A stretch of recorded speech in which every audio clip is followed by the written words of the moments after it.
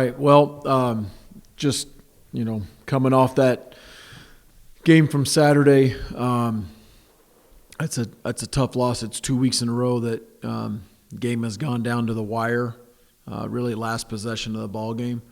And we haven't come out, victorious or coming out on the winning side. And the thing that I think that you look at is really a little bit of reversal of roles the last 2 weeks from the offense and the defense in terms of, didn't play as well on offense 2 weeks ago, and I thought played pretty good on defense, but not good enough. And then, this week I thought we played pretty good on offense.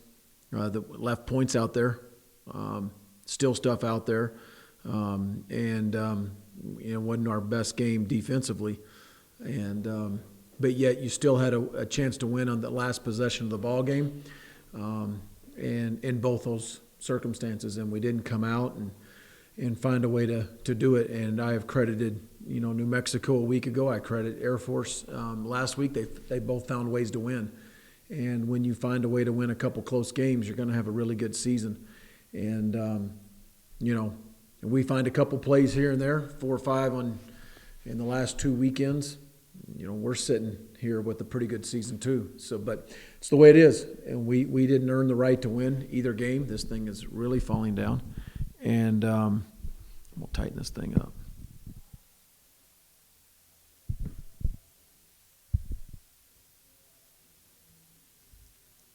What do you think, Steve? It's all good. I don't know where I was, Craig. I'm worried about this too. Are you? You go like this, Sure. pull it closer this way, and then make it come back up again. You know what? Okay? You know what, Craig? That was a veteran move. Thank you. Outstanding. So with all that, Right place at the right time. yeah, that's the key. We weren't in the right places a couple times in coverage on Saturday. But I'll go ahead and open it up for any questions. Go back and talk about the Air Force game in any way, and then obviously previewing Nevada coming up. Well, so the things you just said were after watching a lot of tape. I mean, Mm-hmm. anything specific that you wouldn't have known after the game that you learned going through this? That I learned about the game. Yeah. I thought we played really good on special teams. I thought we played, Aaron Dalton, three 50-yard punts, 46-yard net. It's almost 2 weeks. I think last week was 45-point-something net, which is the most important stat. It's not the distance, it's the net too. 2 inside the 20, outstanding day. Jake Thompson, coming off his procedure from a week ago. I mean, the guy had 5 kickoffs, 4 of them were out of the end zone. We covered the one really good. I thought we had a lot of guys play better in teams, 4 PATs. I thought our protection was better. I thought we played good in that area. I thought we covered well. A-Rod had a punt return for 18 yards, and I thought he did some nice stuff individually. There was some stuff up front blocking for him. I thought that area was pretty good. It was really good. I thought offensively, I thought we played pretty well. But there's still more out there for us on offense. The way they were playing and defensively, taking a lot of the run game away by all the safety pressures and everything, throwing the ball was the plan. I thought Hunter Sharp played outstanding, made competitive catches, got open in one-on-one, made one-on-one catches, did a really nice job. But again, there's still more out there. We didn't take advantage of it. One of the things that I stressed to our guys this morning was, and this sometimes so much of the focus when you lose a close ball game is on, the last possession. Yeah, you know what? The last possession to me can bail you out. If we hit Brandon Swindle on the slant and go, who was open in the end zone, if we you have 4 throws into the end zone and you come away with none of them. That bails you out. But, 2 of the key series that we have to understand is the reason it comes down to a last possession is because either successes or failures in some series in the middle of the game. For instance, it's 14-14, 3 minutes to go in the first half. Aaron Dalton flips the field, ball's all the way to the minus 15-yard line, and they promptly take it right down and score. to make it 21-14 right before the half and convert a 3rd and 7 early in that series. And boom, they just marched that thing right down on our defense. And then coming out in the second half, what is our offense's response to that? Well, we went 3 and out. We got, I think, a pass to Hunter for a first down and then went 3 and out. So we had 7 plays and 2 punts, and there was no response to that. And you come out and do that on offense and tie it up the first series, and then it's a tie ball game, and you're going back and forth all the way down, and then that last possession is a field goal to win it, or whatever you say there. So I look at some of those possessions that our guys can't. I mean, those are some of the possessions that factor in a major part of the game, and it often goes overlooked when it comes down to a last possession. We had those the week before against New Mexico, and we didn't make those, or the game does not come down to a field goal. You touched on it. They focused on stopping the run. You did throw a little bit more.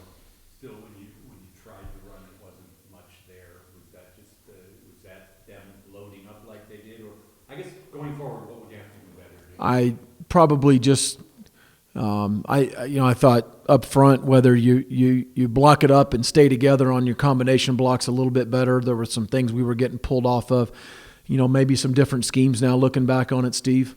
But when you're overloading a box and you're bringing free safety and strong safety and all the extra safeties to the body, I mean, there's still so many bodies you can only use to block, and when you do that, it leaves you very vulnerable in the back end. So wouldn't have changed it much there. We'd have continued to throw the football. One thing you didn't touch on was the roughing the punter. The choice, I assume, was a choice to go after the. Yeah, absolutely. That was my call. My call, absolutely. And you know what? Today on Monday, I'd still done it. I'd still do it again. And I'll explain why. The 2 series before that weren't real successful on offense. First of all, there were 6 minutes to go in the game. We've got 2 blocked punts, Doug, if I'm not mistaken, on the year. Is that right? I think we lead the Mountain West in blocked punts. Y'all can look that up and see if I'm right or I'm wrong. I think we're close. If we're not leading, we're tied for first. The time that we had called the block before, we were really close. Okay? And so, my mind, it's 4th and 6. We're leading the league in block punts. We'd come close the time before, and it was 3 or 4 calls before we had run punt, run the return or a safe punt return the last couple. So it was a repeat call, but it was from the several punts before. In my mind, the worst case scenario is we run into the kicker, and it's 4th and 1, and I put the defense out there, and we go punt safe and put A-Rod back.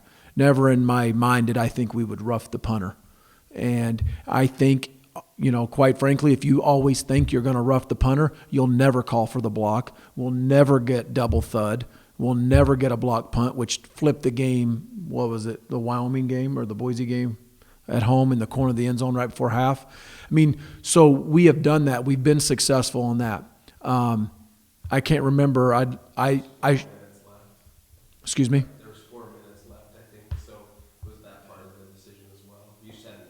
I think there's 6 minutes to go in the game at that point.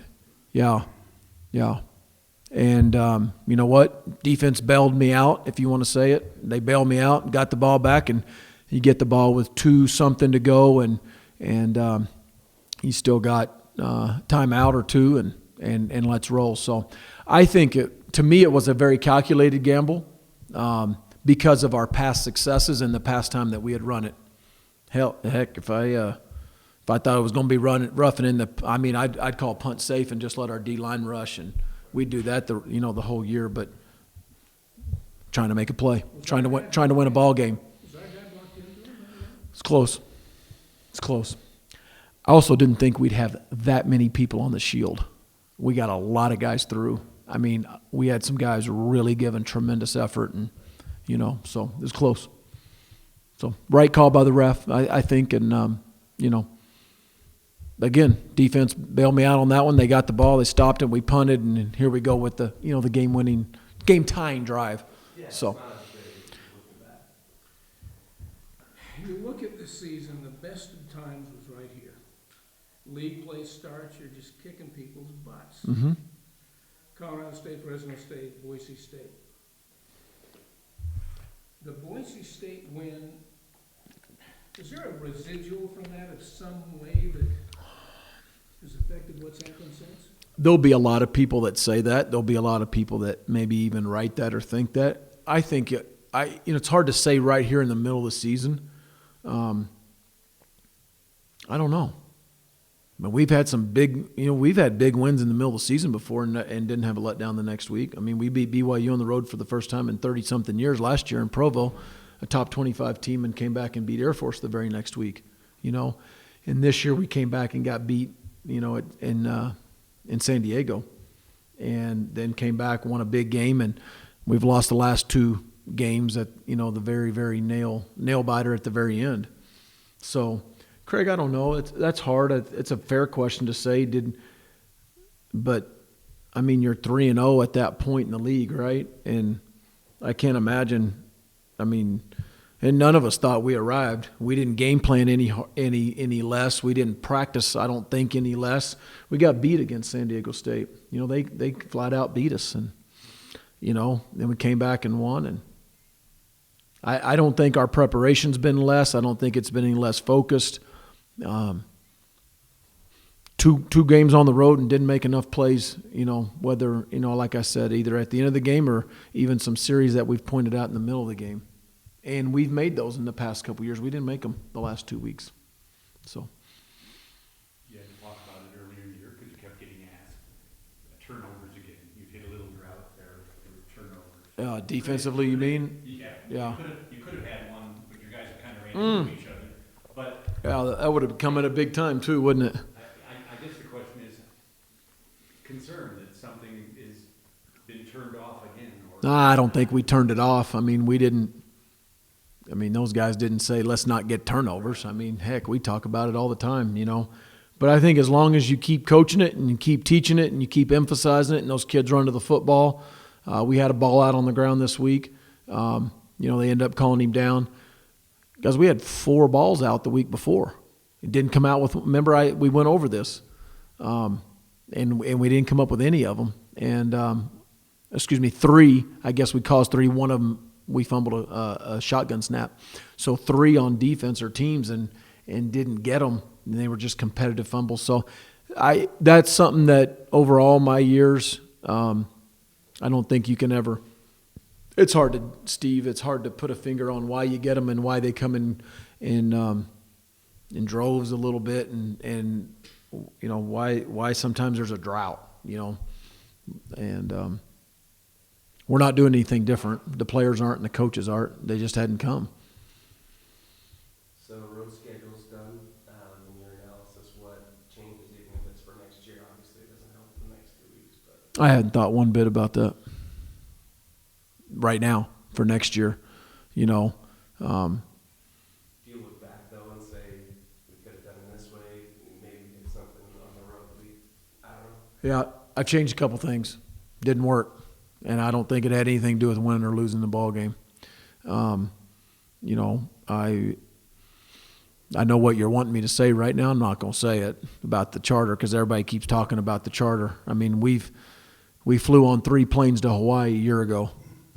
And had one of the 3 planes come the day after, if I'm not mistaken, and found a way to win on the Rock. And that place is hard to win. I remember flying into Lewiston, Idaho 4 years ago or 5 years ago at midnight and playing an early afternoon game and winning in double overtime at Idaho. We did it at Tulsa. I remember landing at 12:30 one time and winning 11 o'clock Conference USA Championship game against Central Florida in the old Citrus Bowl. So sometimes that happens, and I'm never going to make that excuse for our players and for our coaches. It hasn't been the easiest to travel, I'll say that. But, we try to keep things consistent. We try to get kids in a routine. We've obviously been in a routine at home, in our home routine,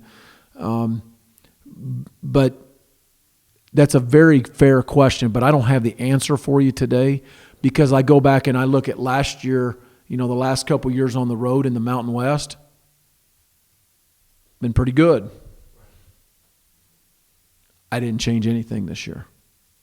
So when the itineraries were set, it were just like last year's road wins, and I think we've lost one road game in the last 2 years. One at Colorado State and one at Boise. The Boise was one's a fly, one's a bus. The itinerary is pretty close to the same, and the way you're preparing, you're meeting and walking through at home. So we didn't change much. We just left a lot later than we're used to leaving, What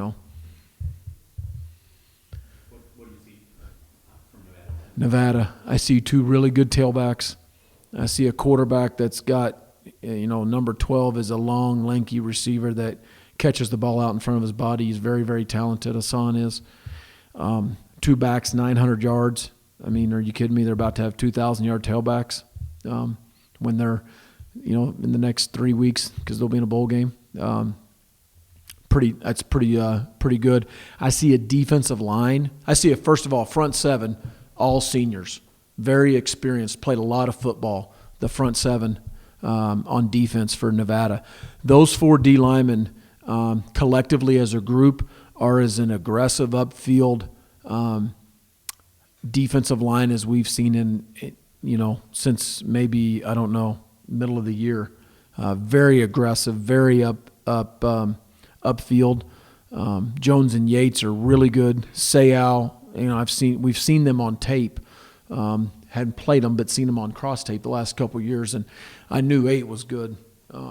Seeing him, but I didn't know Jones and Yates, and I do now. And just after watching last night and a little bit, this morning, those guys are very, very good. And I would just say you got an experienced front seven, you got a talented secondary, and then the D-line as a group, the way we as coaches feel that D-line as a group is one of the better ones we've seen and the best one we've seen in several weeks. So would you say Nevada's kind of in that group of New Mexico, Air Force, top half of the Mountain West? Your team isn't close. It seems like a close matchup. It came down to the last play, the last 2 weeks. Is Nevada in that same category? I think it's going to be a very competitive game. They've won 3 in a row. They've won a few close ones. Obviously, coming off this San Jose win, was a very, very close game and a competitive game down to the wire, and it's probably what this one will be too. Competitive game right down to the wire. So what's changed? They beat New Mexico, they lost to Wyoming, and they lost to UNLV, and then they got a couple good wins. So maybe all these teams are inconsistent.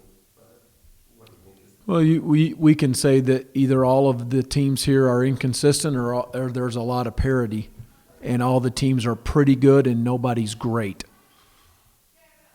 So, you look at the Mountain Division, as we analyze our division, this was a division last year that had 4 teams out of the 6 win 10 or more. And then now you've got, in our Mountain Division, you've got 3 teams bowl eligible with 2 teams, us in Colorado State, playing for it, playing for the right to get into a bowl game. So you may very conceivably have 5 out of the 6 bowl eligible in our side of the division.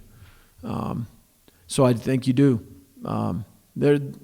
Teams have gotten better, and you get into close games, you got to find a way to win. And I don't think you have that one dominant team right now. Talk about your senior class. Mm-hmm. What have they meant to this program? They've meant a lot. The last several senior classes have meant a lot to this program. This year's senior class is a unique blend of fifth year seniors, really a lot of 5th year seniors. I don't know if there is a 4th year senior. I think a lot of them are redshirts, seniors, and then junior college transfers. That's this class, and it's a unique class because you've got a mix of talented junior college kids that have come in and really jumped right in where we're at, but only gone through one off season, one summer, and all that stuff. And then you've got some really veteran guys that are 5th year guys that have been through a lot, and they've seen this program. Their first year was the first Potato Bowl against Ohio U, and we lost, their last play of the game. And that was all of our first year. That was my first year here as an assistant. So very, very proud of where they have come and where they've helped lead this program. Leaving as they leave this, the next 2 weeks. Let's not get them out of here right now. Very strong foundation that they're leaving and legacies individually as well as in those rooms. But we want to send these guys out right and get them to another bowl games and find a way to get them in that. How important for your program to get to a bowl game? I mean, it's probably a dumb question, but 2 wins at the end of the year, a win this week, a win next week, a bowl game, maybe you win, that would have to be good for your program, given, the 2-game losing streak. Absolutely. No, absolutely. We want to be in a bowl game. There's no question about that. Thank you. You bailed me out. That was a poorly worded question, but that's what I wanted to ask. You want me to stop there? Please.